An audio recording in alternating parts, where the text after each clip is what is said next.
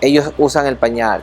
Unos tal vez no usan pañal, pero obviamente tienen ahí, por ejemplo, su pantaloncito y todo eso. Y también ellos también como que a veces se orinan. Tal vez esa no buena higiene de parte de los padres puede también ocasionar o desencadenar de que esta bacteria o viva más, esté permanente allí y por ende existan este tipo de infecciones. Por supuesto, y hay que tomar en consideración, vivimos en un área muy húmeda y caliente, y la utilización de ropa muy ajustada, de ropa muy apretadita en los niños y una falta en el aseo determina también que empiezan a proliferar diferentes tipos de gérmenes. Es por eso importante, por ejemplo, en los bebés, el cambio de pañal de manera constante, no esperar que estén hechos mucha orina o mucha deposición para recién cambiarles. Y en los niños más grandes, establecer un hábito de micción, es decir, los niños tienen cosas más importantes que hacer. Ellos juegan, ellos se divierten, están corriendo, saltando y se olvidan de ir al baño. Y ya cuando están en las últimas, corren. Eso es lo que tenemos como padres que tratar de mejorar y empezar a crear un hábito. Ok, ¿cuánto de agua debo dar yo de un bebé de 6 meses a 1 año? ¿Cuánto de agua debo dar de 1 año a 2 años? Y así, ¿y qué veces yo debo llevar al baño? Tomando en consideración que un niño que empieza a utilizar el baño por miedo, porque es algo nuevo, e inclusive por el hecho de que algún momento tal vez mamá o papá me alzó la voz, me caí en la taza, voy a generar una aversión al momento de ir al baño. Entonces es crear una costumbre. Y lo otro que les comentaba es el hecho de fomentar una hidratación correcta. Una de las principales formas de prevenir infecciones de vías urinarias es a través de la hidratación. Un bebé debe tomarme entre 600 a 800 ml de agua, que es más o menos unas 5 a 10 oncitas de agua en el día, que no es poco.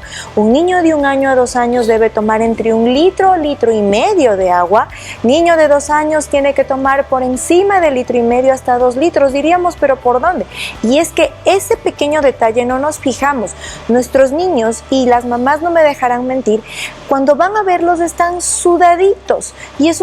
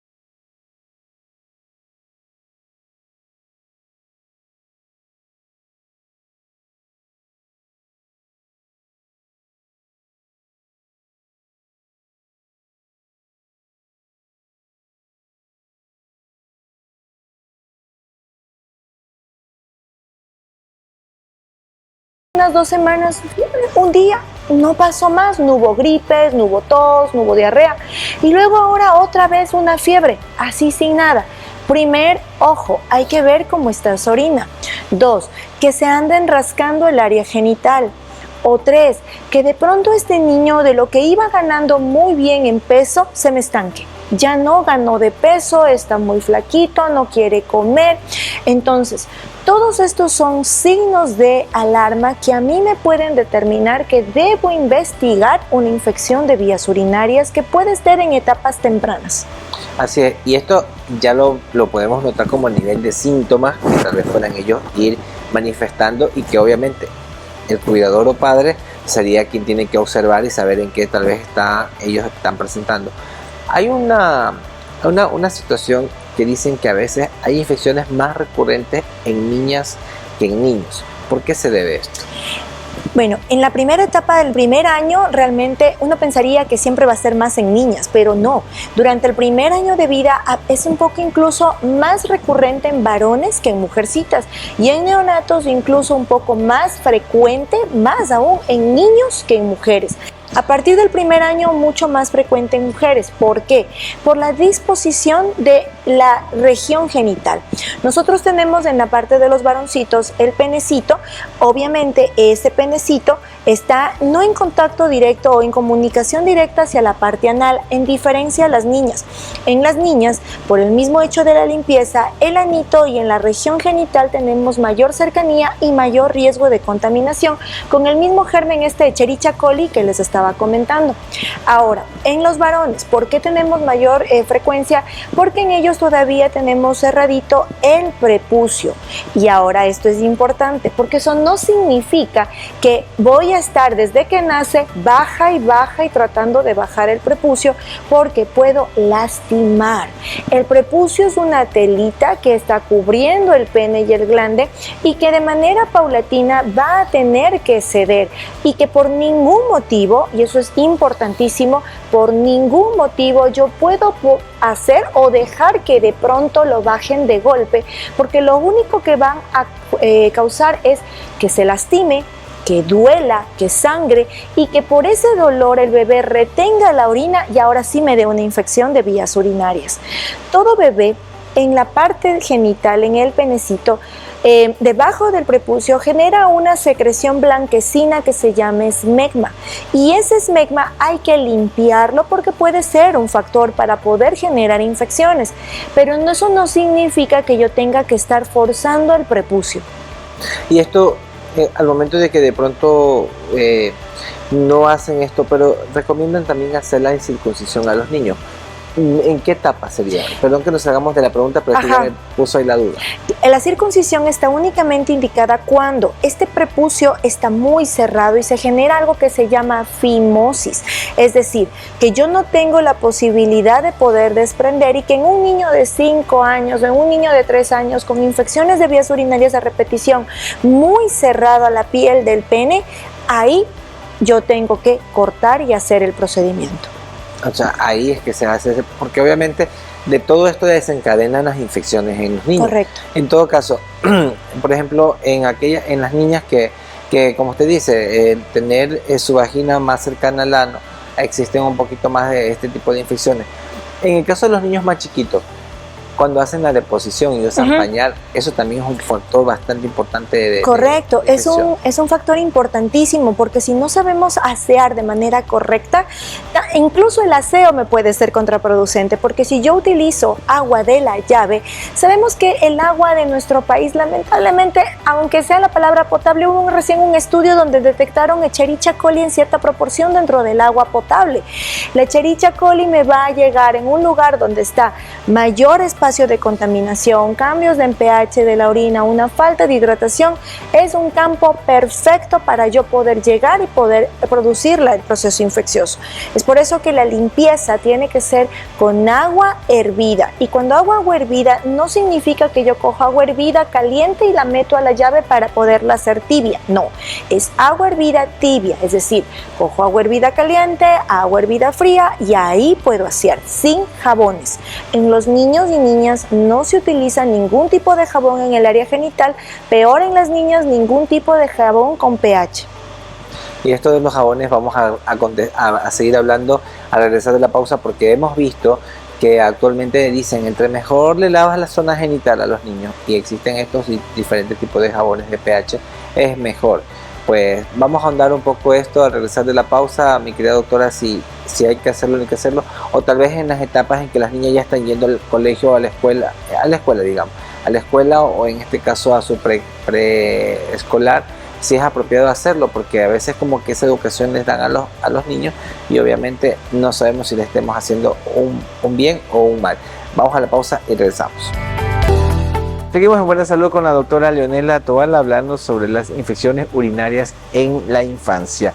Pues usted hablaba algo sobre esto de usar los diferentes tipos de jabones para la limpieza, que no es muy recomendable en este caso para los niños, pero que actualmente la industria lo promueve. Y los padres obviamente dicen, no, esto es lo mejor para mis hijos, le vamos a comprar esto o vamos a hacerlo de tal manera, o las llamadas toallitas húmedas, que también algunas vienen con aroma, con algunas cosas. ¿Qué recomienda? ¿Cómo lo manifiesta usted como especialista en pediatría? Como le digo a mis pacientes, no siempre lo que se ve en internet o en TikTok es real. Entonces hay que saber discernir lo que es bueno y de lo que es medianamente bueno y de lo que es completamente malo. En niños, de preferencia, no se debe utilizar ningún tipo de jabón, peor aquellos que tengan demasiado perfume o aquel tipo de jabón que me pueda cambiar el pH a nivel de la vagina. Recordemos que la vagina, tanto de una recién nacida como de un niño de 5, 10, 11, 12 años, tiene diferente tipo de flora bacteriana. Al utilizar nosotros jabones, lo que podemos generar, es un área de irritación y un cambio en el pH que puede hacer que ahora sí, sin nuestras defensas, que es nuestra flora bacteriana, estaba en óptimas condiciones, con la utilización de este jabón pueda mermarse esta cantidad de flora y ahora sí venir a actuar los bichitos y empezar a generarnos infecciones. Entonces, sí es una condición en la que hay que tener mucho cuidado. Simple y llanamente, la utilización de agua hervida tibia, secar es importante. Recuerdan, vivimos en Santo Domingo es un área húmeda, la vagina ya es húmeda y la uretra también. Si nosotros aumentamos humedad, calor a ropa apretada, vamos a fomentar un lugar súper lindo para que crezca hongos, para que crezcan bacterias. Por favor, hay que tener mucha precaución con eso. Ahora, doctora, ¿qué tan peligrosa puede ser una infección en niños que no sea tratada a tiempo? Sumamente peligrosa. De hecho, las infecciones de vías urinarias es una de las principales causas de hospitalización en niños. ¿Por qué? Porque muchas de las veces no solamente que debutan con una fiebre muy alta, sino que también empiezan con vómito. Una fiebre y vómito que no sabemos de dónde, y una fiebre muy alta. ¿Y qué pasa? Los niños inmediatamente se deshidratan, se decaen y terminan necesariamente en hospitalización. Además de que las infecciones de manera repetitiva pueden alterar no solamente nuestra vejiga, sino también nuestros riñones y formar cierto tipo de cicatrices, empezar a alterar la función de este riñón. Hay que reconocer, y eso es muy importante, todo bebé menor de 2 meses con infección de vías urinarias requiere hospitalización. Eso es muy importante. Hospitalización y por ende, o sea, cuando ya existe hospitalización pueden existir más complicaciones, porque obviamente no es que tengo una infección, hay que llevarlo al hospital, pero si usted tiene una infección y lo llevan inmediatamente al pediatra, pues ustedes como especialistas pues lo tratan de manera inmediata, porque obviamente lo detectan en ese momento. Claro, y eso es importante porque cuando yo tengo una infección de vías urinarias, así como mi nombre es Leonela Toala, yo necesito saber. Y hay muchas pediatras, no, yo me voy con la doctora Leonela Toala. Es lo mismo en las infecciones de vías urinarias. Yo necesito hacer un cultivo con un antibiograma para saber si el antibiótico que yo estoy dando efectivamente me va a matar al germen que está dentro de la orina. Adicional a eso, es importantísimo también poder y saber cómo recoger esta muestra, porque muchas de las veces, y en un 75% de las situaciones, si no recogemos bien la muestra, pueden haber falsos positivos. Entonces es importantísimo también saber recoger la muestra, entregar la muestra a tiempo al laboratorio, y si voy a hacer un examen de orina, siempre de la mano con un cultivo. Sí, y aquí obviamente, como usted dice, tiene nombre y apellido, porque también la bacteria tiene nombre y apellido. Entonces en ese momento pues obviamente se va a identificar, y por allí, por esa vía, ustedes pueden tomar el tratamiento. ¿Qué pasa con algunas madres o padres que dicen, no, yo le voy a dar cierta medicación a mi hijo porque veo que tiene infección urinaria? ¿Está correcto hacerlo o no? Recuerden que los virus, bacterias y parásitos son más viejos que la raza humana, ellos son más pilas. Entonces, ¿qué pasa?